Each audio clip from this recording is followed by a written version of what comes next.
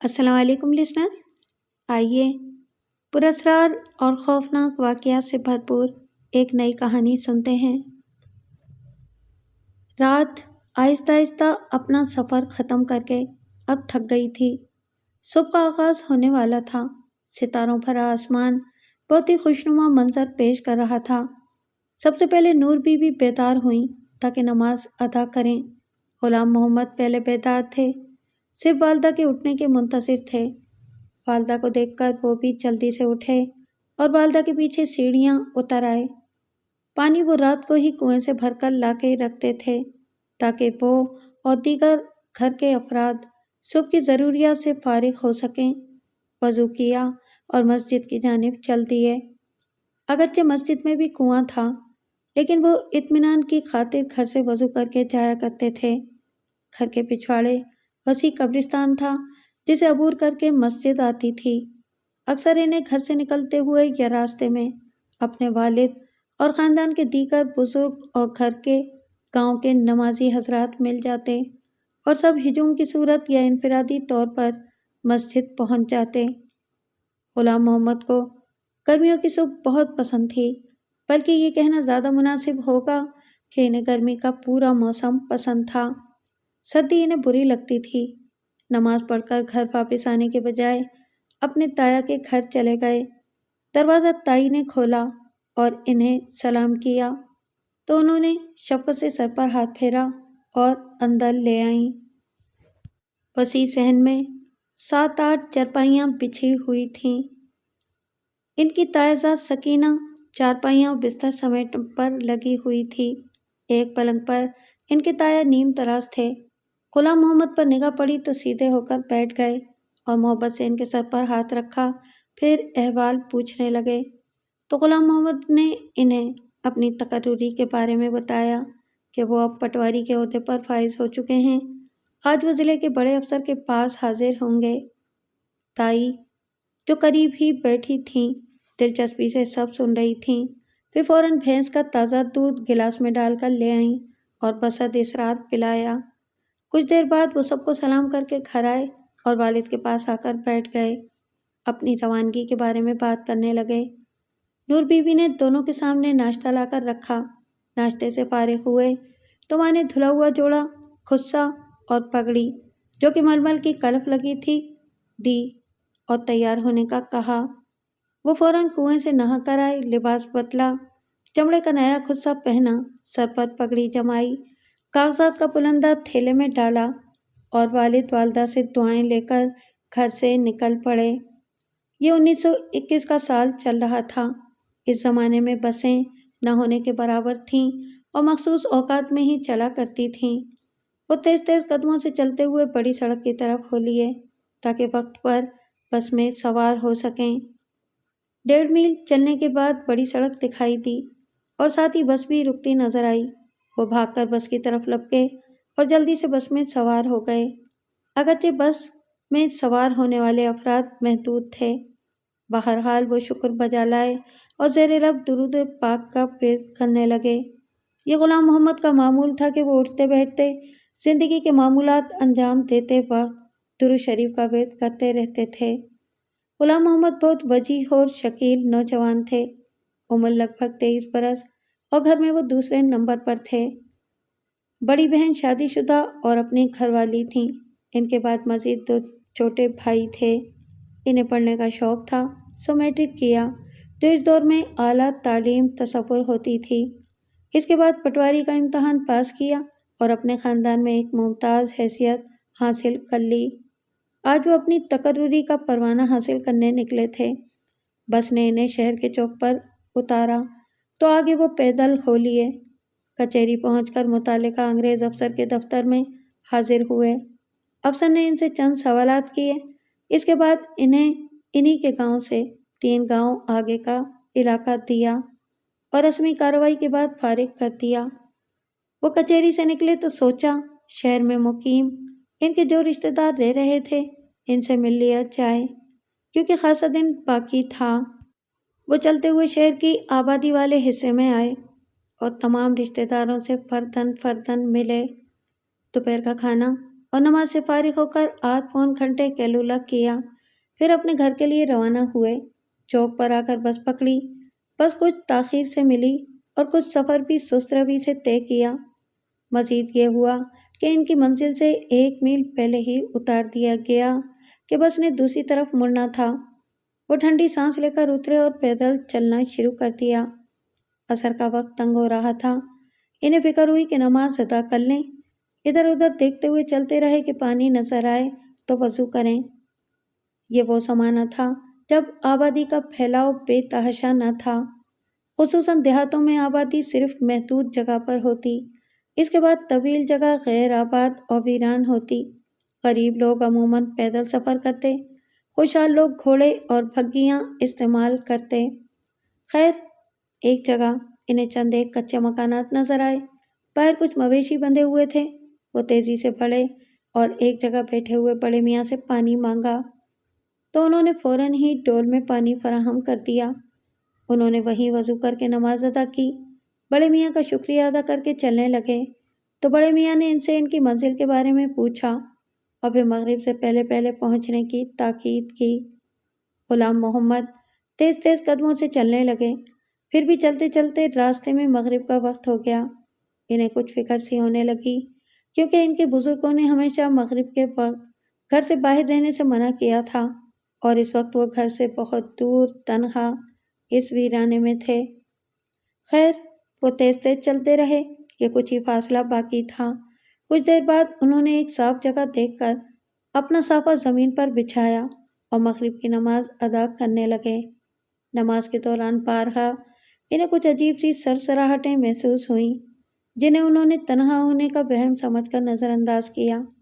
جلد نماز ختم کی، صافہ جھاڑ کر کندھے پر رکھا اور آگے کو قدم بڑھا دیے۔ 2-3 قدم ہی چلے تھے کہ بہت ہی دل فریب خوشبو کا جھونکا آیا اور پھر انہوں نے نسوانی ہنسی کی آواز سنی تو وہ رکے اور ادھر ادھر دیکھا۔ کچھ بھی دکھائی اور سنائی نہ دیا۔ انہوں نے آیات زیر لب پڑھتے ہوئے چلنا جاری رکھا۔ کچھ ہی دیر بعد وہ اپنے گاؤں کی حدود میں داخل ہو گئے۔ پھر گھر پہنچنے میں دیر نہیں لگی۔ والدہ گویا دروازے سے لگی بیٹھی تھیں۔ انہوں نے دیکھتے ہی شکر بجا لایا اور دیر سے آنے کی وجہ پوچھی اور اپنی فکر مندی کا اظہار کیا۔ غلام محمد تھکے ہوئے تھے۔ منہ ہاتھ دھویا، کپڑے بدلے اور صحن میں بچھی چارپائی پر والد کے پاس بیٹھ گئے۔ ان کے دونوں چھوٹے بھائی بھی آ کر پاس ہی بیٹھ گئے۔ انہوں نے گھر والوں کو پورے دن کی رویداد سنائی اور مغرب کی نماز کے بعد ہونے والی بات کھول کر گئے۔ یہ ان کی دانست میں کچھ قابل ذکر بات ہی نہ تھی۔ رات کا کھانا سب نے ساتھ کھایا، پھر عشاء کی نماز کے لیے مسجد روانہ ہو گئے۔ نماز سے واپسی پر سونے کے لیے چھت پر آ گئے۔ چونکہ غلام محمد بہت زیادہ تھکے ہوئے تھے، فوراً نیند سو گئے۔ نیند کا یہ سلسلہ 3-4 گھنٹے ہی چلا ہوگا کہ غلام محمد گہری نیند سے اچانک ہی بیدار ہو گئے۔ چند لمحوں تک انہیں اپنی بیداری کی وجہ سمجھ میں نہیں آئی۔ پھر وہ کروٹ لے کر دوبارہ سونے لگے تو انہیں وہی مانوس خوشبو اپنے آس پاس محسوس ہوئی۔ پھر انہیں لگا کہ کسی نے دھیرے سے ان کے پاؤں کو چھوا ہو۔ انہوں نے چونک کر اپنی پائنتی کی طرف دیکھا تو کچھ بھی نظر نہ آیا۔ نیند کا غلبہ کچھ ایسا تھا کہ وہ غور کیے بغیر سو گئے، لیکن نیند میں جاتے ہوئے بھی انہوں نے اپنے پاؤں پر دوبارہ وہی لمس محسوس کیا۔ سب معمول کے مطابق اٹھے، وضو کے بعد مسجد کو چل دیے۔ واپسی پر کنویں سے نہائے، گھر آ کر ناشتہ کیا اور معمولات کا آغاز ہو گیا۔ رات والا واقعہ انہوں نے اپنا وہم سمجھ کر نظر انداز کر دیا تھا۔ آج ان کی ملازمت کا پہلا دن تھا۔ وہ اپنی تقرری والے چک میں گئے اور ایک مصروف دن گزارا۔ واپسی پر ٹانگا پکڑا اور گھر آ گئے۔ گھر کے تمام افراد ان کی سرکاری ملازمت سے بہت خوش تھے۔ ایک ایسے گاؤں میں جہاں اکثریت آبادی غربت اور پسماندگی کی زندگی بسر کر رہی ہو، وہاں پر سرکاری ملازمت پیشہ افراد رشک کی نظر سے ہی دیکھے جا سکتے تھے۔ پیر نیاز حسین کے آباء و اجداد غالباً 50 برس پہلے اس گاؤں میں وارد ہوئے تھے۔ ان کے علم و فضل اور زہد و تقوی کے باعث وہ خاندان اب تک ان کے نام سے عزت سمیٹتا چلا آ رہا تھا۔ پیر نیاز حسین اس پورے علاقے کے واحد پیر تھے۔ اس دور کے دستور کے مطابق ہر شخص کسی نہ کسی روحانی ہستی سے وابستگی کے بغیر نامکمل سمجھا جاتا تھا۔ ان خاندانوں پر اللہ کا خصوصی کرم تھا۔ ان کے دادا واقعی ایک خدا رسیدہ تھے۔ ان کی اولادیں اگرچہ ان جیسا روحانی مرتبہ تو نہ پا سکیں، لیکن بہرحال عزت کی کمی نہ تھی۔ غلام محمد کے والد احمد دین کی پیر نیاز حسین سے بہت بنتی تھی۔ ان میں دوستی کی حد تک بے تکلفی پائی جاتی تھی۔ پیر صاحب اگرچہ خود بہت زیادہ روحانی مراتب نہیں رکھتے تھے، باپ دادا کی ساکھ سے بات چل رہی تھی، لیکن ان کی اہلیہ بہت متقی خاتون تھیں۔ زندگی کا زیادہ حصہ عبادت میں گزرتا تھا۔ غلام محمد بچپن میں پیر صاحب کے صاحبزادے عابد حسین کے ساتھ کھیلے تھے۔ عابد حسین کو والدہ نے اپنے طریق پر رکھا، ان کی روحانی تربیت میں کوئی کمی نہ رہنے دی۔ ہاجرہ خاتون بہت ہی صاحب نظر تھیں۔ غلام محمد کی نیک نفسی کی ابتدا ہی سے بھانپ کر اپنے بیٹے کا انہیں ساتھی بنایا۔ وہ واحد مرد تھے جو گھر تک آنے کی اجازت رکھتے تھے، ورنہ ان کے گھر میں مزید خواتین کے علاوہ گاؤں کے کسی مرد نے جھانکا تک نہیں تھا۔ غلام محمد کی والدہ نے گھر پر سوجی کے لڈو میوے ڈال کر تیار کیے اور انہیں ایک بڑے تشت میں رکھ کر غلام محمد اور ان کے والد کو کہا کہ وہ پیر صاحب کا منہ میٹھا کروائیں۔ باپ بیٹا پہلے سے ہی دل میں یہی بات لیے بیٹھے تھے۔ عصر کی نماز ادا کر کے فوراً ہی چل دیے۔ پہلے ڈیرے پر گئے، غلام محمد کی ملازمت کا بتایا تو پیر صاحب بہت خوش ہوئے۔ شفقت سے سر پر ہاتھ پھیرا، منہ میٹھا کیا، پھر دعائے خیر کی۔ تمام حاضرین نے ان کی تقلید میں دعا کی۔ دعا کے بعد نیاز حسین مسکرائے اور کہا کہ یہ لڈوؤں کا تشت گھر لے جاؤ اور اپنے دوست اور اماں کو بھی خبر دو۔ غلام محمد عابد حسین کی طرح ہاجرہ خاتون کو اماں کہتے تھے۔ وہ فوراً اٹھے اور ڈیرے سے ملحق ان کے گھر کا رخ کیا۔ پہلے عابد حسین سے ملاقات ہوئی، بغل گیر ہوئے اور خوشخبری سنائی۔ پھر چند لمحوں کے بعد ہاجرہ خاتون چلی آئیں۔ غلام محمد انہیں دیکھتے ہی کھڑے ہو گئے۔ ہاجرہ خاتون نے آگے بڑھ کر ان کے سر پر ہاتھ پھیرا اور دعا دی، مگر پھر چونک سی گئیں اور غلام محمد کی جانب بہت غور سے دیکھنے لگیں۔ چند لمحے یوں ہی دیکھتے رہنے کے بعد ایک لمبی سانس خارج کی اور سامنے والی چرپائی پر بیٹھ گئیں۔ غلام محمد اور عابد حسین دونوں نے ان کی سنجیدگی کو محسوس کیا، مگر ادباً کوئی سوال نہیں کیا۔ غلام محمد نے لڈو پیش کیے اور پوری بات بتائی تو انہوں نے مبارکباد بھی دی اور دعا بھی۔ ادھر ادھر کی چند باتوں کے بعد انہوں نے اپنے بیٹے کی جانب دیکھا۔ وہ ماں کا اشارہ سمجھ کر کوئی بہانہ بنا کر وہاں سے اٹھ گئے۔ بیٹے کے جانے کے بعد ہاجرہ خاتون نے غلام محمد سے پوچھا، پتر، مجھے کچھ خلاف معمول محسوس ہوا ہے۔ ایسا لگتا ہے کہ تمہارے ساتھ کوئی اور بھی ہے۔ اگرچہ اس لمحے وہ نہیں ہے، وگرنہ یہیں سارا معاملہ سمجھ لیتی۔ تم ہی کچھ بتاؤ کہ تمہیں کچھ محسوس ہوتا ہے۔ جواباً غلام محمد نے انہیں اپنے سفر اور پھر گزرنے والی رات کا احوال بتا دیا۔ وہ غور سے ان کی بات سنتی رہیں، خاموشی سے غور کرتی رہیں، پھر اٹھ کر گھر کے اندرونی حصے میں چلی گئیں۔ پھر کچھ دیر بعد لوٹیں تو ان کے ہاتھ میں سیاہ دھاگے میں پرویا ہوا ایک چرمی تعویذ تھا۔ غلام محمد، تم اس بارے میں کسی سے کچھ نہیں کہو گے، بالکل خاموش رہو گے۔ اگر تم میری طرف نہیں آتے تو شاید یہ معاملہ تا دیر چلتا اور تمہیں معلوم بھی نہ ہوتا، مگر اب یہ بات جلد کھلے گی، سب کچھ سامنے آئے گا، مگر اس کا اظہار کسی کے سامنے ہونے نہ پائے۔ اگر پھر بھی کچھ نہ سمجھو تو میرے پاس چلے آنا۔ عابد حسین کو بھی شریک معاملہ نہیں کرنا۔ غلام محمد خاموشی سے سب سنتے رہے۔ انہیں بہت حیا محسوس ہوئی۔ وہ دور ہی ایسا تھا جب حیا صرف عورتوں میں نہیں بلکہ مردوں میں بھی ہوتی تھی۔ سادگی اور شرم ہر معاملہ زندگی پر محیط ہوتی تھی۔ خیر، وہ اجازت لے کر اٹھنے لگے تو انہوں نے کہا، غلام محمد، فرصت ہو تو نور بی بی کو میری طرف بھیجنا۔ یہ کہہ کر انہیں رخصت کر دیا، مگر ان کے بازو پر تعویذ باندھنا نہ بھولیں اور تاکید کی کہ یہ تعویذ میری اجازت کے بغیر اتارنا نہیں۔ غلام محمد گھر جانے والے راستے پر ہو لیے۔ وہ گہری سوچ میں گھرے ہوئے تھے۔ مغرب کی اذان سنائی دی تو رخ مسجد کی جانب کر دیا۔ نماز سے فارغ ہو کر گھر آئے تو بڑی بہن اور بہنوئی آئے ہوئے تھے۔ وہ ان سے ملے اور باتیں کرتے رہے۔ کھانا تیار ہوتے ہی سب نے مل کر کھایا۔ اسی اثنا میں عشاء کا وقت ہو گیا، سب نماز کے لیے اٹھ گئے۔ رات میں چھت پر آ کر سونے کی بجائے باتیں کرنے بیٹھ گئے۔ ارد گرد کی چھتوں پر موجود لوگ بھی محفل میں شامل ہونے آ گئے۔ ایسے میں ایک خاتون رشتہ دار نے پھلجھڑی چھوڑی، نور بی بی، اب بیٹی کی شادی بھی کر ڈالو۔ اس پر غلام محمد کی بہن نے بھی کہا، ابا، میں بھی یہی بات کہنے والی تھی، آپ تایا یا ماموں دونوں میں سے کسی ایک کے ہاں بات ڈال دیں، کیونکہ غلام محمد کے لیے دلچسپی دونوں طرف سے ہے۔ کچھ دیر تک اس موضوع پر بات ہوتی رہی۔ غلام محمد پہلے ہی اپنی چرپائی پر جا کر دراز ہو چکے تھے۔ اس بات پر انہوں نے بیٹھے رہنا مناسب نہیں سمجھا۔ تایا اور ماموں دونوں طرف ان کا آنا جانا رہتا تھا، مگر انہوں نے کبھی اپنی کزنز کو تفصیل سے نہیں دیکھا تھا، کیونکہ ان کے جانے پر وہ ادھر ادھر ہو جاتی، کیونکہ ان دنوں ایسا ہی دستور تھا، سرسری دیکھنا ہی ہوتا تھا، لہٰذا وہ اپنی رائے دینے سے قاصر تھے۔ نہ ہی کبھی انہوں نے اس موضوع پر سوچا تھا۔ دن بھر کے واقعات کو سوچتے سوچتے وہ سو گئے۔ آنے والی صبح کو اٹھ کر معمولات سے فارغ ہو کر نوکری پر جانے کو تیار ہوئے تو پتہ چلا کہ بہن اور بہنوئی بھی روانہ ہونے کو ہیں۔ ناشتے کے بعد سب ساتھ ساتھ ہو لیے، کیونکہ بہن کا سسرال ان کے راستے میں پڑتا تھا۔ ملازمت پر آ کر لگے بندے معمول میں لگ گئے۔ شام گئے وہ فارغ ہوئے تو واپسی کا سفر انہوں نے پیدل ہی کرنے کا سوچا۔ اپنے کاغذات کا پلندہ تھیلے میں ڈالا، تھیلا پکڑا اور نکل آئے۔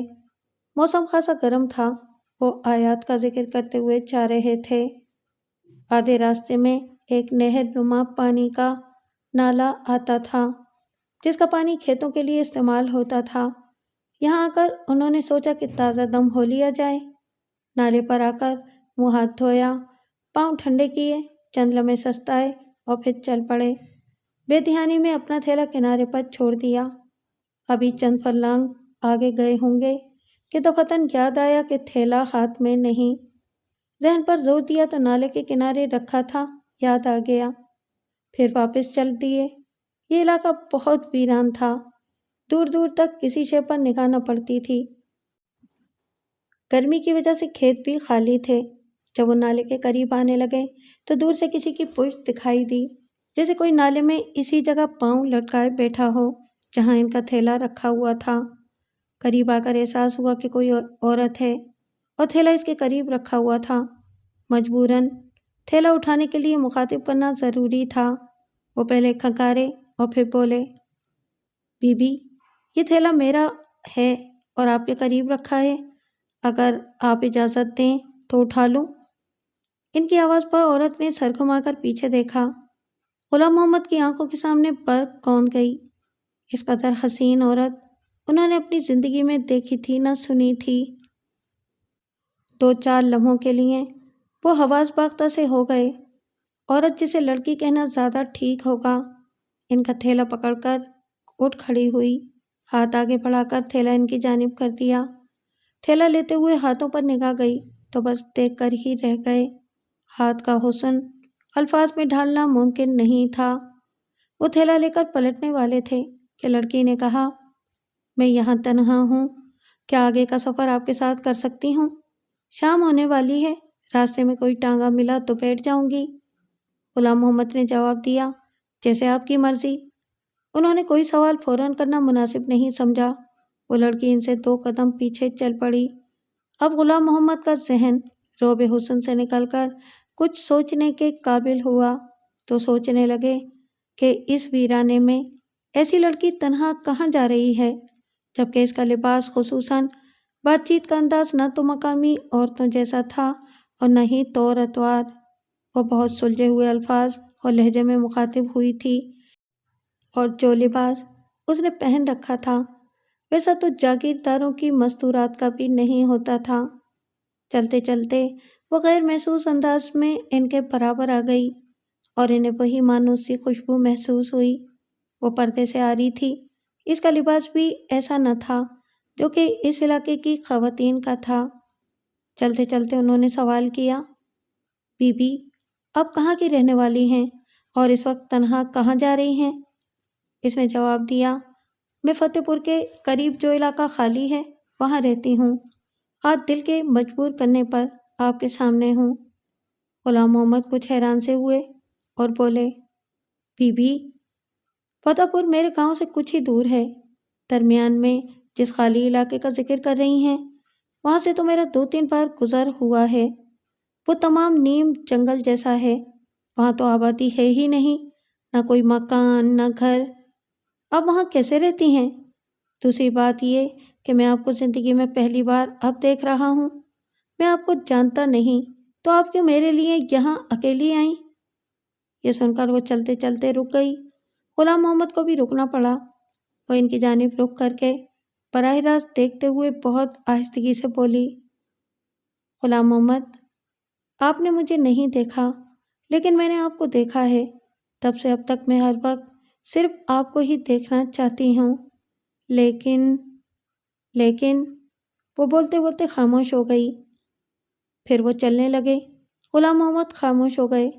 ان کی سمجھ میں نہیں آیا کہ کیا بولیں۔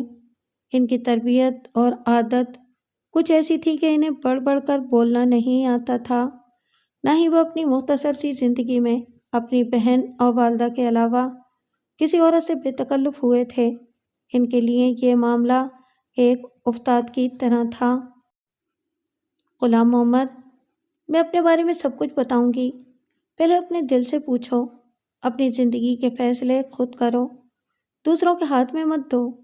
اتنے میں نہ جانے کہاں سے ایک بگی آ کر وہاں رک گئی جو کہ ساری خالی تھی۔ کوچوان ہی دکھائی دیا۔ وہ لڑکی اس میں سوار ہوئی، انہیں بھی بیٹھنے کو کہا تو وہ خاموشی سے بیٹھ گئے اور بگی چل پڑی۔ ان کے گاؤں کے بالکل قریب آ کر رک گئی۔ وہ اترے، ابھی شکریہ ادا کرنا ہی چاہتے تھے کہ بگی ہوا ہو گئی تو وہ ایک سانس بھر کر گھر کی جانب ہو لیے۔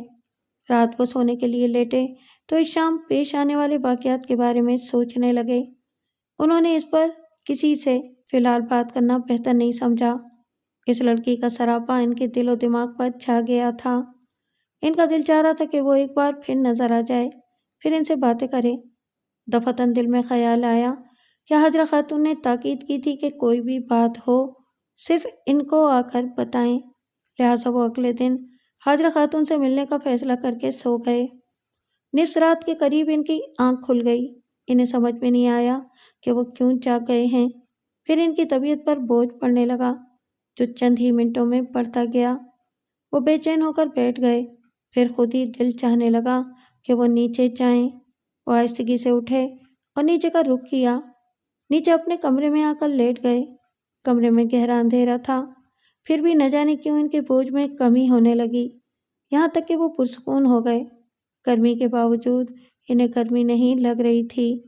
وہ سونے کی کوشش کرنے لگے۔ اندھیرے میں اچانک ایک سایہ سا لہرایا، پھر وہی خوشبو پھیل گئی۔ اس بار وہ جاگ رہے تھے، اس لیے کچھ چونک سے گئے۔ دھیرے سے کوئی لمس ان کو اپنی کمر پر محسوس ہوا۔ وہ ڈرے نہیں، بس متجسس ہو گئے۔ ان کے کان میں بالکل مدھم سی سرگوشی ہوئی، آپ مجھے یاد کر رہے تھے نا؟ اس کے بعد خاموشی۔ انہوں نے خود ہی مخاطب کیا، مجھے لگتا ہے کہ تم یہاں ہو، اگر ہو تو پھر سامنے کیوں نہیں آتی؟ لیکن اس کے بعد وہ انتظار ہی کرتے رہ گئے۔ حاجرہ خاتون امور خانہ داری سے فارغ ہونے کے بعد اطمینان سے بیٹھ رہی۔ صاحبزادے اور شوہر تو عشاء کی ادائیگی کے بعد مسجد چلے گئے، مگر وہ عشاء کی نماز پڑھنے کی بجائے گہری سوچ میں بیٹھی رہیں۔ وہ اس گتھی کو سلجھانے کے لیے سرا تلاش کرتی رہیں۔ جب تک سرا ہاتھ لگا دونوں کی واپسی ہو گئی۔ نوکرانی کو دودھ تیار کر کے دینے کا کہہ کر اٹھیں۔ شوہر سے کہا کہ آج انہیں کچھ خصوصی وظائف کرنے ہیں، لہٰذا وہ ان کا انتظار کرنے کے بجائے سو جائیں، انہیں کچھ وقت لگے گا۔ اس کے بعد وضو کر کے اپنی عبادت کی کوٹھری میں آ گئیں۔ عشاء ادا کی، اس کے بعد کافی دیر تک اپنے وظائف میں مشغول رہیں۔ دفعتاً ان سے کچھ فاصلے پر ایک ادھیڑ عمر عورت نمودار ہوئی۔ اس نے آہستگی سے انہیں سلام کیا اور قریب آ کر زمین پر بیٹھ گئی۔ بی بی، ہم ناچیز کو کیسے یاد کیا؟ بلقیس، ہم نے تم سے کچھ باتیں جاننا تھیں، اس لیے زحمت دی۔ زحمت کیسی بی بی؟ ہم غلام ہیں، پوچھئے۔ پھر کافی دیر تک حاجرہ خاتون ان سے دھیمی آواز میں گفتگو کرتی رہیں۔ مطمئن ہونے کے بعد اس خاتون کو جانے کی اجازت دے دی۔ بلقیس الوداعی سلام کرنے کے بعد ویسے ہی غائب ہو گئی۔ حاجرہ خاتون پھر دوبارہ پڑھائی میں مشغول ہو گئیں۔ نصف گھنٹے کے بعد کچھ پڑھ کر انہوں نے مغرب کی جانب پھونک ماری۔ اس کے چند لمحوں کے بعد ایک لڑکی ان کے سامنے موجود ہوئی۔ اس نے سر پر سیاہ دوپٹہ اوڑھ رکھا تھا، نگاہیں جھکی ہوئی تھیں۔ ان سے 2 قدم قریب آ کر سلام کیا اور بیٹھ گئی۔ پتر، میرے قریب آ کر بیٹھ، مجھے تجھ سے کچھ بات کرنی ہے۔ لڑکی خاموشی سے ان کی جائے نماز کے پاس بیٹھ گئی۔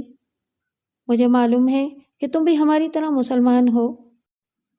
کلثم نام ہے نا تمہارا؟ والد فوت ہو چکے ہیں، حافظ قرآن بھی ہو، اس لیے میرے دل میں تمہارا احترام ہے۔ تم بتاؤ کہ غلام محمد سے تمہیں کیا دلچسپی ہے؟ جب آپ میرے متعلق سب کچھ جانتی ہیں تو یہ بھی معلوم ہوگا۔ نہیں، یہ نہیں معلوم، اس لیے خود ہی کچھ بتاؤ۔ غلام محمد سے ملنا بس ایک اتفاق تھا۔ میں نے انہیں دیکھا مگر انہوں نے نہیں۔ ایک بار دیکھ لینے کے بعد پھر کچھ بھی اور دیکھنے کی خواہش نہیں رہ گئی۔ مجھے ان کے ظاہر سے ان کا باطن نظر آیا۔ میں نے انہیں ظاہری دیکھنے کے بعد پسند ضرور کیا تھا، لیکن کئی روز ان کے ساتھ ساتھ رہنے پر میرا ارادہ مصمم ہے۔ میں اپنی محبت اور چاہت کا احوال الفاظ سے بیان نہیں کر سکتی، بس التجا کر سکتی ہوں۔ یہ کہنے کے بعد اس نے اپنے ہاتھ ان کے پاؤں پر رکھ دیے۔ اس کی سسکیاں خاموش فضا میں کھلنے لگیں۔ اس کے انداز نے حاجرہ خاتون کو سن کر دیا۔ وہ سوچے بیٹھی تھیں کہ ان کے سامنے روایتی ہستی آئے گی اور وہ ہمیشہ کی طرح اپنے دبدبے سے اپنی بات منوا لے گی، مگر یہ سب ان کے اندازوں سے بالکل الٹ تھا۔ انہوں نے اس کے سر پر دست شفقت پھیرا اور نرمی سے پچکارا۔ کلثم نے اپنی روشن آنکھیں ان پر مرکوز کر دیں۔ بی بی، مجھے معلوم ہے کہ آپ مجھے غلام محمد سے دور کر سکتی ہیں۔ آپ کے اختیارات ہمارے اختیارات سے زیادہ ہیں، مگر یاد رکھیے گا میرا خون آپ کی گردن پر ہوگا۔ براہ کرم مجھے سمجھائیے گا بھی نہیں، کیونکہ میری محبت آپ انسانوں کی طرح عارضی نہیں۔ میں اس تعلق کو نبھانے کے لیے ہر طرح کی قربانی دوں گی۔ حاجرہ خاتون نے کہا، میں نے ابتدا میں ہی اس معاملے کو بھانپ کر اس کی والدہ کو بلوا کر اس کی شادی کی بات کان میں ڈال دی تھی۔ اب تک تو یقیناً معاملہ آگے بڑھ چکا ہوگا۔ کیا یہ مناسب ہوگا کہ وہ لوگ اپنوں کے سامنے شرمسار ہوں؟ آپ اتنی چھوٹی سی بات کو میرے معاملے پر ترجیح نہ دیں۔ آپ کے مرتبے کے سامنے میری زبان کچھ کہنے سے عاجز ہے۔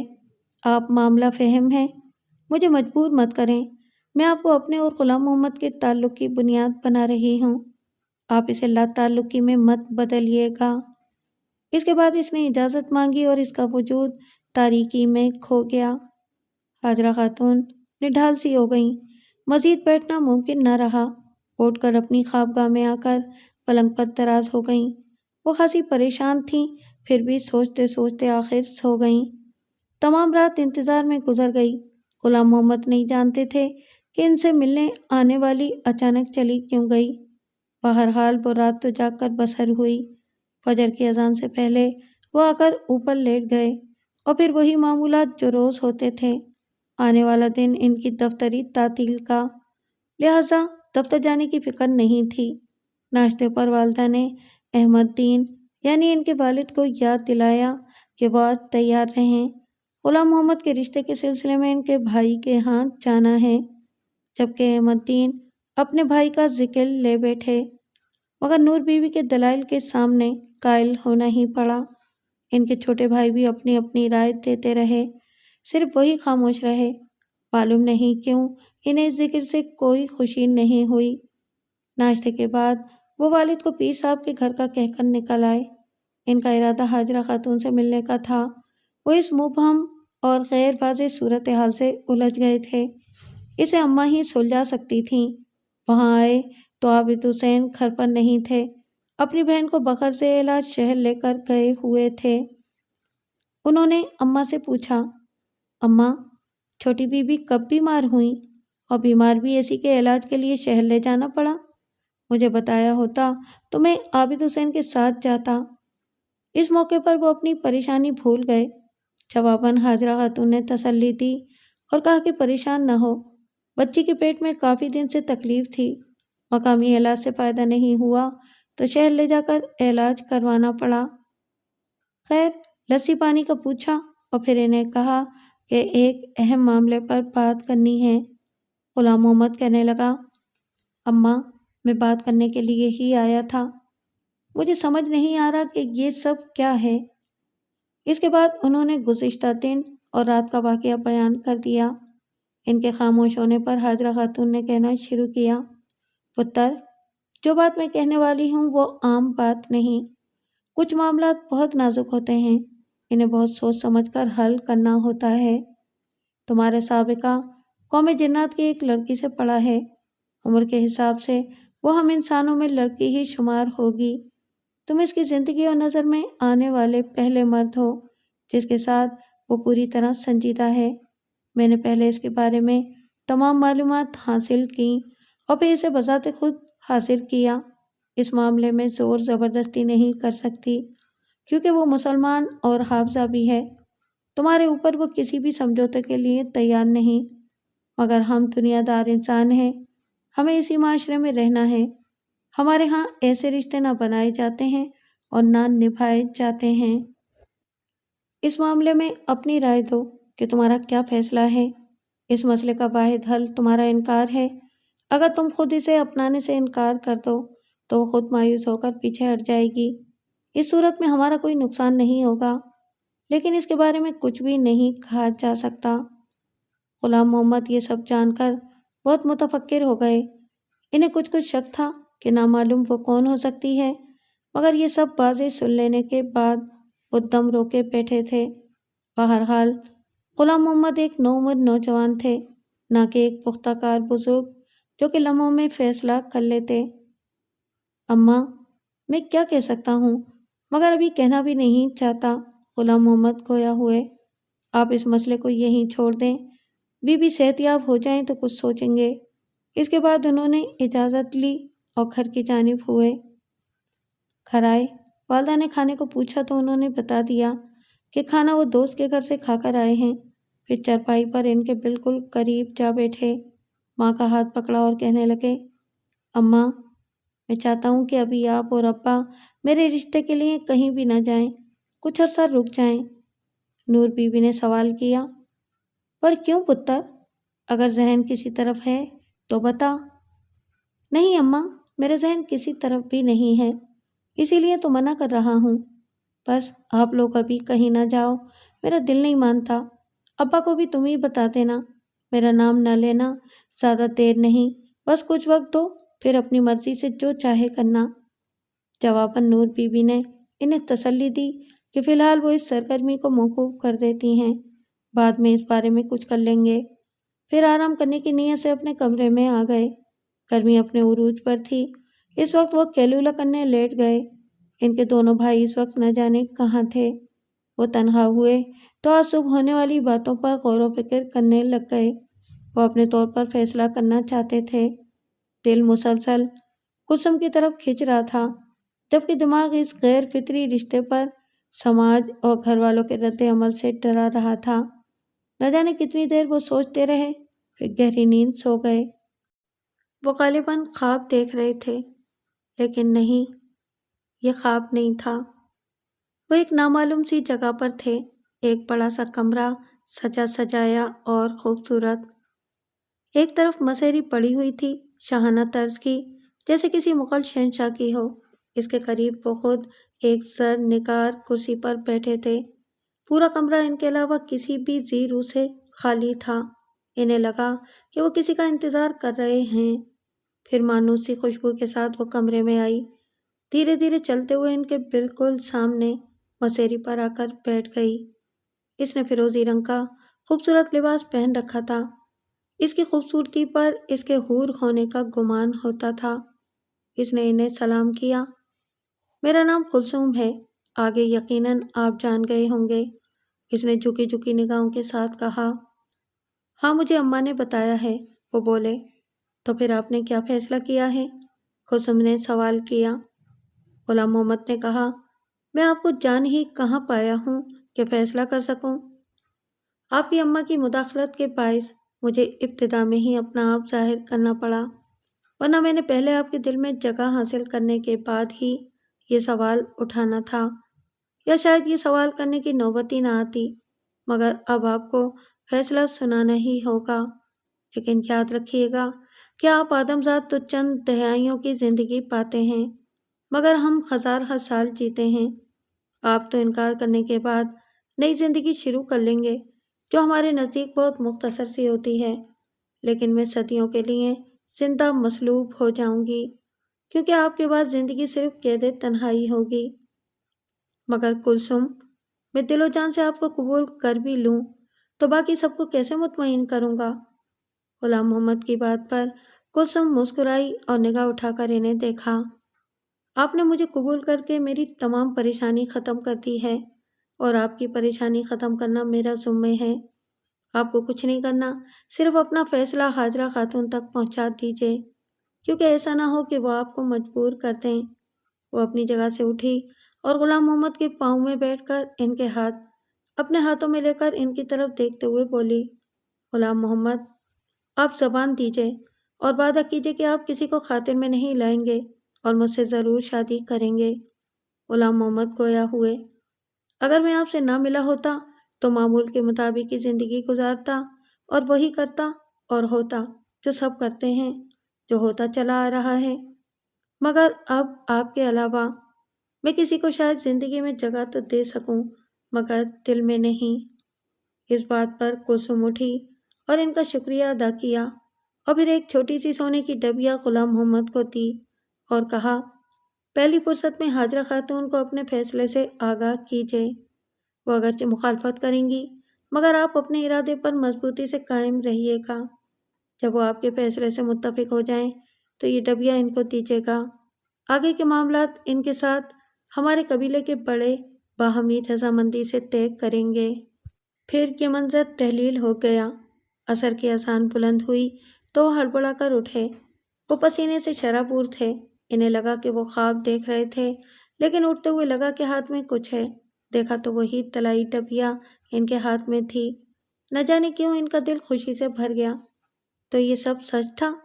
وہ خود سے مخاطب ہوئے۔ اب میں اپنا وعدہ ضرور پورا کروں گا۔ ڈبیا کو احتیاط سے جیب میں محفوظ کیا اور درود شریف پڑھتے ہوئے وضو کرنے چل دیے۔ نماز کے بعد خیال آیا کہ حاجرہ خاتون سے فوراً ملنا مناسب نہیں، ابھی کچھ روز ٹھہر جاتا ہوں، پھر اس بابت اپنے فیصلے سے انہیں آگاہ کروں گا، ورنہ وہ اسے میرا جذباتی قدم سمجھیں گی۔ دل میں یہ طے کر کے وہ مطمئن ہو گئے۔ 2 دن معمول کے مطابق گزر گئے۔ تیسرے روز وہ اپنا کام نپٹا کر گھر آ رہے تھے۔ گرمی کے باعث سنسانی چھائی ہوئی تھی اور کوئی یکا بھی دکھائی نہ دے رہا تھا۔ وہ آیات کا ورد کرتے ہوئے آ رہے تھے۔ دفتن 4 حضرات بہت معزز دکھائی دینے والے، لمبے چوڑے، مضبوط جسم اور ادھیڑ عمر، ان کے قریب آ کر سلام کیا، باری باری مصافحہ کیا اور پھر بولے، بیٹا، تم سے کچھ بات کرنی ہے، ہمارے ساتھ چلو۔ غلام محمد کو ایک لمحے کے لیے کچھ اشتباہ ہوا، لیکن پھر کچھ سوچ کر ان کے ہمراہ چلنے کو تیار ہو گئے۔ وہ انہیں لے کر شمال کی جانب چل پڑے۔ بمشکل 25 قدم چلے ہوں گے کہ سامنے ایک گھر دکھائی دیا۔ وہ انہیں لے کر اندر آئے، ایک بڑے سے کمرے میں آ کر بٹھایا اور خود چاروں ان کے دائیں بائیں بیٹھ گئے۔ ان میں سے جو سب سے بزرگ تھے، انہوں نے بات کا آغاز کیا، بیٹا، ہمارے قبیلے کے ایک معزز فرد کی بیٹی نے ہم سے تمہارے لیے درخواست کی ہے، چونکہ اب وہ معزز ہستی مرحوم ہو چکے ہیں اور ان کی جان بھی قبیلے کی دفاع میں ہونے والی جنگ میں گئی تھی۔ اگر یہی بات ہمارے قبیلے کی کوئی اور خاتون کرتی تو وہ ہمارے لیے نہ صرف ناقابل قبول ہوتی بلکہ ناقابل معافی بھی، لیکن چونکہ درخواست گزار نہ صرف قابل احترام ہستی ہے بلکہ ہماری بچیوں کی معلمہ بھی، لہٰذا ہم کوئی سخت قدم نہیں اٹھا سکتے۔ دوسرا، آپ کے سر پر حاجرہ خاتون کا ہاتھ بھی ہے۔ ہم شریر جنات سے تعلق نہیں رکھتے بلکہ امن پسند اور حدود کے پابند مسلمان جنات ہیں، اور یہ طے ہے کہ شادی کے بعد وہ بالکل انسانوں جیسی رہے گی، جناتی فطرت سے بہت دور ہو جائے گی، یعنی کسی وقت بھی آپ اس کے جنی ہونے کا شبہ تک نہیں کر سکیں گے۔ آپ بتائیے، آپ نے کیا طے کیا ہے؟ جواباً غلام محمد چند لمحے خاموش رہے اور پھر گویا ہوئے، محترم، آپ کی نرم خوئی کا شکریہ۔ آپ ہی بتائیے، کلثوم خاتون عورت ہو کر میرے لیے اپنے خاندان، معاشرہ اور پیاروں کی قربانی دے کر میرا ساتھ چاہتی ہیں۔ ہماری زندگی آپ کے مقابلے میں بے حد مختصر ہوتی ہے۔ میرے بعد انہوں نے تنہائی کا صحرا عبور کرنا ہے، انہوں نے چل کر میرے ساتھ آنا ہے، ایک دوسرے معاشرے کو اختیار کرنا ہے جو ان کی فطرت پر نہیں۔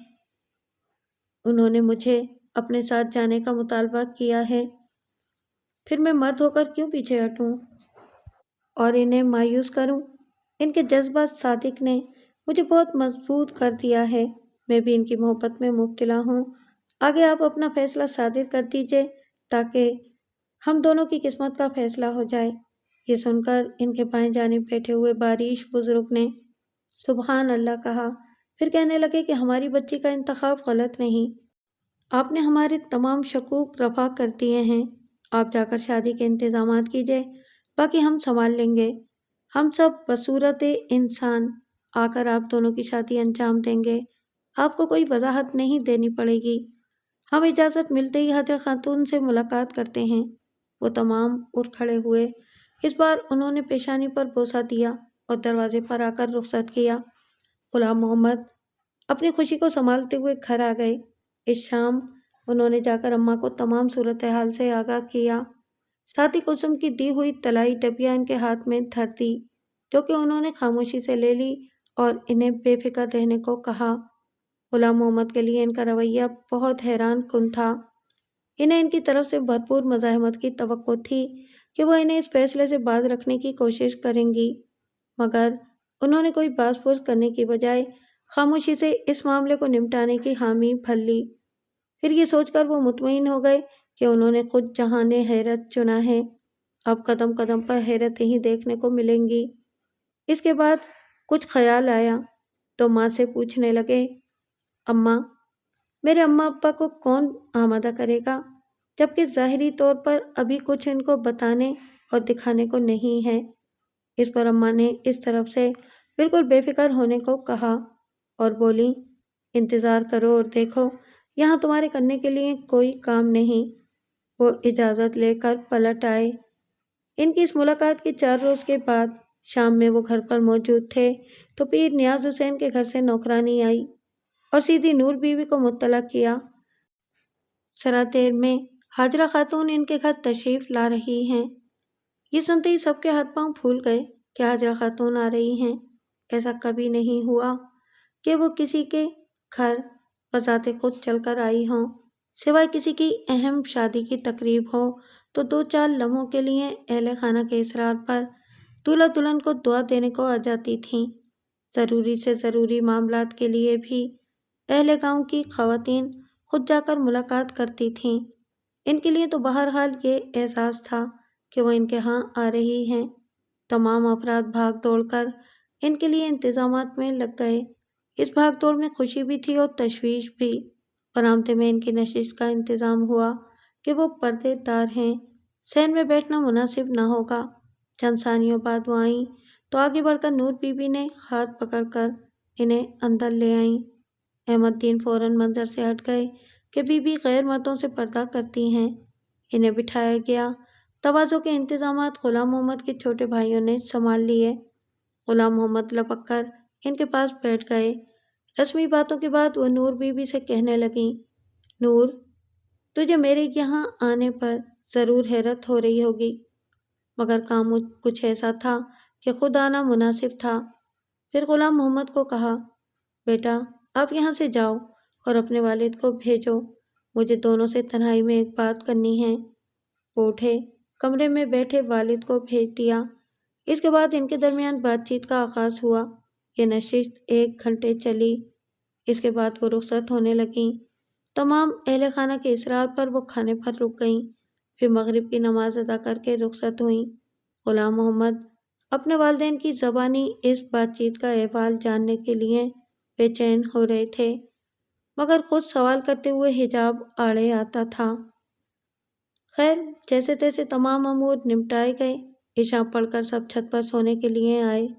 ان کے بھائی بھی والدین کو گھیر کر بیٹھ گئے کہ اس تازہ ترین واقعے کے بارے میں پوچھیں۔ غلام محمد بھی اسی حلقے میں آ کر شامل ہو گئے تاکہ وہ بھی جان سکیں۔ احمد دین، ان کے والد نے کہا، آج بھی غلام محمد کے رشتے کے بارے میں بات کرنے آئی تھیں۔ وہ چاہتی ہیں کہ غلام محمد کی شادی ان کی پسند کی لڑکی سے کی جائے جو کہ ان کے جان پہچان کے لوگ ہیں۔ واضح رہے، یہ وہ دور تھا جب خاندان برادری کی اکائی بہت محدود اور مضبوط ہوا کرتی تھی۔ خاندان سے باہر شادی کا تصور تک نہیں تھا۔ شادی بیاہ کے معاملات صرف والدین اور بھائی بہن نہیں بلکہ برادری کے بڑوں کی شمولیت سے طے پاتے تھے۔ ان لوگوں کے لیے یہ معاملہ گمبھیر تھا، لیکن حاجرہ خاتون نے انہیں در پردہ حکماً یہ نسبت طے کرنے کو کہا تھا اور ان کا حکم نہ ماننا ان کے لیے ناممکن تھا۔ لہٰذا کل وہ تمام اہم رشتہ داروں کے ہمراہ مزید تفصیلی بات چیت کے لیے پیر نیاز حسین کے گھر جانے والے ہیں۔ غلام محمد کو قطعاً حیرت نہ ہوئی جبکہ ان کے بھائی سخت حیران ہوئے۔ حاجرہ خاتون نے اپنے شوہر پیر نیاز حسین کو تنہائی میں بلا کر تمام واقعہ گوش گزار کیا اور یہ بتایا کہ 4 روز پہلے کلثوم کے قبیلے کے اہم افراد ان کے سامنے حاضر ہو کر اس غیر رسمی شادی کو تسلیم کرنے کے لیے تیار ہیں۔ وہ باقاعدہ حاجرہ خاتون کے میکے والوں کے جان پہچان والے عزیز بن کر رشتے اور شادی کے معاملات انجام دیں گے تاکہ کوئی مسئلہ پیدا نہ ہو۔ وہ شاید اس معاملے کو نرمی سے نہ برتتے مگر حالات کے پیش نظر دونوں فریقین کو افہام و تفہیم سے چلنا ہوگا۔ پیر صاحب نے وعدہ کیا کہ وہ انہیں بصورت انسان بلا لیں۔ وہ دونوں طرف کے لوگوں کی ملاقات کروا کر بدست خود یہ شادی طے کروائیں گے۔ اگرچہ کہ برادری سے باہر شادی ان کے یہاں تقریباً ناممکن ہے مگر ان کے خود اور حاجرہ خاتون کی شمولیت کے باعث تمام اعتراضات دم توڑ دیں گے۔ اگلے دن احمد دین اور نور بی بی اپنے قریبی عزیز و اقارب کو لے کر پیر صاحب کے گھر گئے۔ یہ پہلا موقع تھا کہ گاؤں کے کسی فرد کی شادی کا معاملہ پیر نیاز حسین کے گھر پر ان کی اہلیہ کی پسند پر طے ہو رہا تھا۔ یہ بات ایک ہی دن میں تقریباً تمام گاؤں میں پھیل گئی۔ خیر، وہ ان کے ہاں پہنچے تو وہاں پیر نیاز حسین، عابد حسین اور چند خاص اشخاص کے علاوہ 7-8 مرد اور 2 خواتین بھی تھیں۔ آنے والے تمام لوگ ان ہستیوں کو دیکھ کر کچھ مرعوب ہو گئے کیونکہ یہ تمام کے تمام بہت باروب اور معزز دکھائی پڑتے تھے، ساتھ ہی حسن و جمال کا نمونہ بھی۔ پہلے رسمی سلام دعا اور گفتگو ہوئی اور دودھ بادام کے مشروب سے تواضع کی گئی۔ ان تکلفات کے بعد پیر صاحب غلام محمد کے والدین اور ان کے عزیز و اقارب سے بات چیت کا آغاز کیا۔ اگرچہ گاؤں کے معاملات اہل گاؤں خود ہی طے کرتے ہیں مگر غلام محمد کا معاملہ الگ ہے۔ حاجرہ خاتون اپنی پسند سے ان کی نسبت طے کرنا چاہتی ہیں۔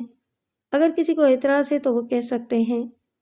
اس کے بعد انہوں نے ان ہستیوں کا تعارف اپنی اہلیہ کے دور کے عزیزوں کے طور پر کروانے کے بعد رشتے پر بات شروع کر دی اور بذات خود اس نسبت کو طے کرنے کی درخواست کی۔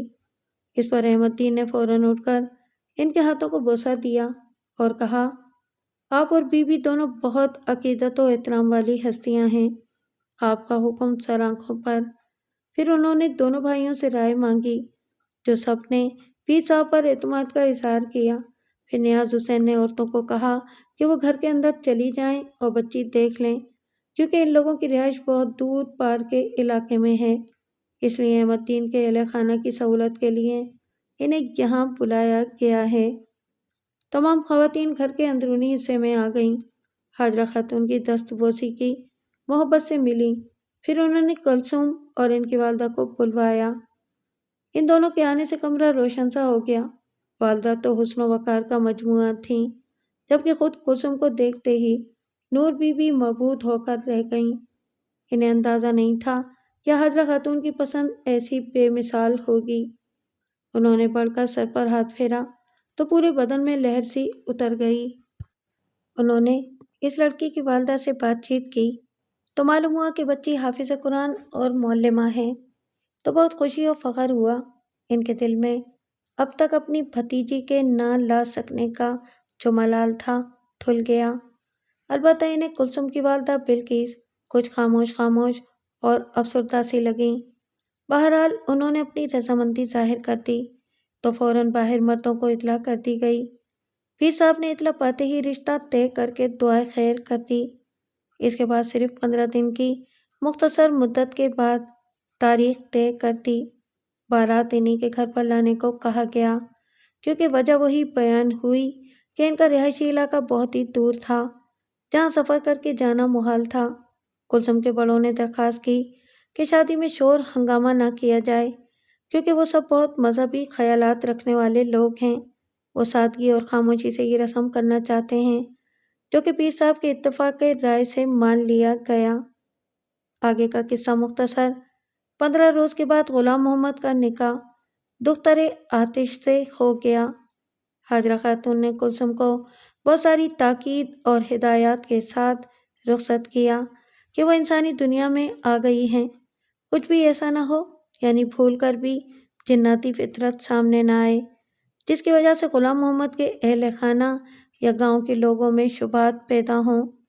غلام محمد کو بھی کہا وہ جلد تبادلہ کروا لیں تاکہ وہ اس بہانے سے والدین سے الگ رہیں اور بہو کا کوئی گن ان کی نظر میں نہ آ سکے۔ کلثوم غلام محمد کے گھر رخصت ہو کر آئیں تو سیروں سونا اور سیروں چاندی زیورات جہیز میں لائیں، جو آتے ہی انہوں نے ساس کے حوالے کر دیا کہ وہ حفاظت سے رکھ لیں، وہ اپنی مرضی سے کام میں لائیں۔ کلثوم نے اپنے تمام سسرالیوں کی ایسی عزت اور خدمت کی کہ سگی اولاد سے ایسی پذیرائی ملنا محال تھا۔ اس کے آنے سے غیر محسوس طریقے سے رفتہ رفتہ وہ سب خوشحال بھی ہوتے گئے۔ پھر غلام محمد نے انتھک کوشش کر کے دور تبادلہ کروا لیا اور بیوی کے ساتھ چلے آئے۔ یوں ان دونوں کی زندگی اس قدر محبت کے ساتھ بسر رہی کہ وہ مثالی بن گئے۔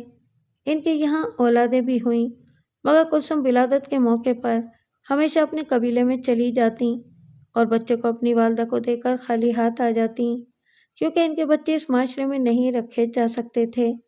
ان دونوں نے یہی خیال ظاہر کیا کہ ان کے بچے ولادت کے وقت ہی مر گئے۔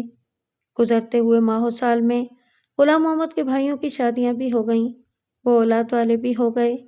غلام محمد نے اپنی نوکری سے صرف تنخواہ کے علاوہ عزت کمائی۔ ان کی عزت تمام عزیز رشتہ دار اور جان پہچان والے سبھی کرتے۔ قیام پاکستان کے بعد ان کے سکھ اور ہندو دوست ہجرت کر گئے۔ کچھ مزید سال گزرے تو غلام محمد کے والدین بھی وقفے وقفے سے انتقال کر گئے۔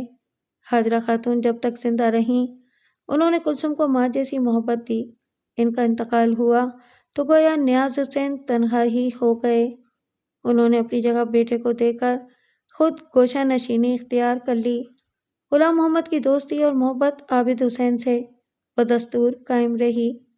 وہ اپنے بھائیوں، بڑی بہن اور ان کی اولادوں سے بہت محبت کرتے تھے۔ اپنے بھانجے بھتیجوں کو جائیدادیں بنا دیں، تعلیم دلوائی۔ سب کو ان سے یہی گلہ تھا کہ وہ ریٹائرمنٹ کے بعد بھی ان کے ساتھ آ کر نہیں رہے، ہمیشہ الگ گھر میں رہے، مگر اس بات کے پس پردہ حکمت صرف وہی دونوں جانتے تھے۔ ان دونوں کو آپس میں اس قدر محبت تھی کہ کبھی غلام محمد اپنی بیوی سے ایک دن بھی الگ نہ رہے۔ بالآخر 75 برس کی عمر میں آ کر بیمار رہنے لگے۔ کلثوم نے ان کی خدمت میں اضافہ کر دیا، ہر طرح سے علاج معالجہ کروایا، مگر بڑھتی عمر کے باعث کمزور ہوتے چلے گئے۔ یوں طویل بیماری کے بعد ایک شب جمعہ وہ تہجد کے وقت انتقال کر گئے۔ ان کے انتقال کے بعد ان کے سسرالی رشتہ دار بھی آئے۔ نماز جنازہ کے موقع پر اس قدر ہجوم تھا کہ گاؤں کے لوگ حیران رہ گئے۔ نامعلوم لوگ سفید لباس میں ان کے آخری ایام میں شامل ہوئے۔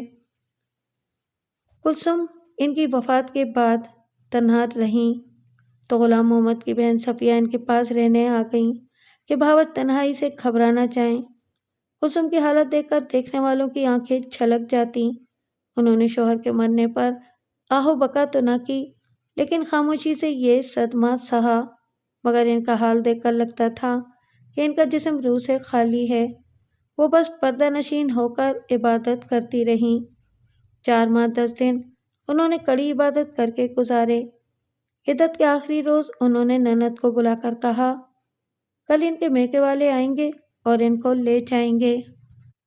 صفیہ نے بہت منت سماجت کی کہ وہ نہ جائیں، مگر انہوں نے وہاں رہنا قبول نہ کیا۔ پھر کلثوم نے صفیہ سے وعدہ لیا کہ وہ انہیں بہت اہم بات بتانے والی ہیں، مگر وہ پابند ہوں گی کہ یہ سب حقیقت انہی کی ذات تک محدود رہے اور کسی کے علم میں نہ آئے۔ کلثوم نے اپنی نند کو شروع سے آخر تک تمام حقیقت بیان کر دی۔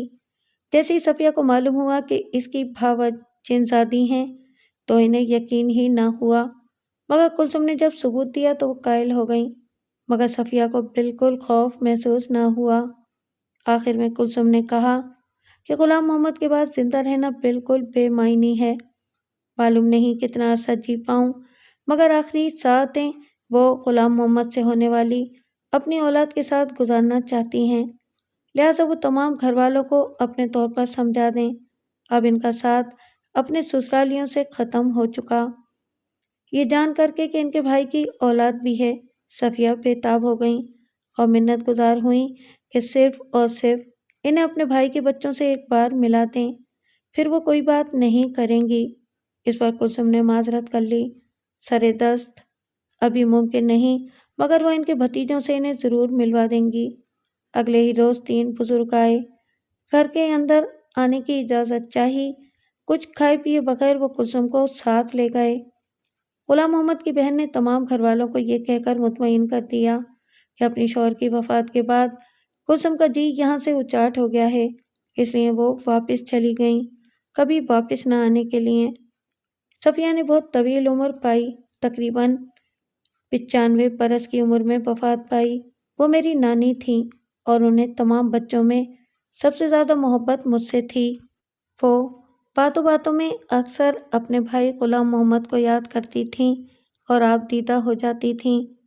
میں 15 سال کی تھی جب انہوں نے مجھے یہ قصہ سنایا تھا، مگر میں نے کبھی باقی بہن بھائیوں یا کسی کو بھی یہ باتیں نہیں بتائیں، مگر ایک سوال تھا جو ذہن میں رہ گیا۔